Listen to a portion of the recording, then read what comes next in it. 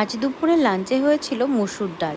আর মুসুর ডালের মধ্যে ছিল ডাঁটা, তারপর কাঁঠাল, আর সাথে ছিল ছোট ছোট করে কাটা কচু। এত সুন্দর আর টেস্টি হয়েছিল ডালটা খেতে। আমার হাজব্যান্ডের কিন্তু ভীষণ পছন্দের এই ডালটা। আর এর সাথেই ছিল উলকির বড়া আর অল্প একটু ঢেঁকি শাক। এত সুন্দর লাগছিল না খেতে। নিরামিষের দিনগুলোতে এরকম খাবার কিন্তু বেশ ভালোই লাগে। অনেকেই দেখি নিরামিষের দিনগুলোতে বাড়িতে খেতে একটা অনীহার মতো প্রকাশ করে, কিন্তু সত্যি কোনো দিন খেয়ে দেখবেন এরম বড়া ডাল শাক দিয়ে ভালোই লাগবে।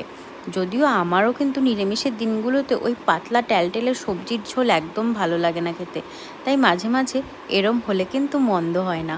প্লেটটা দেখতেও বেশ সুন্দর লাগে আর মনটা ভরেও যায়। আর বড়া থাকলে তো কোনো কথাই হবে না। বড়া কিন্তু আমার ভীষণ প্রিয়। আপনাদের কার কার ভালো লাগে বলুন তো।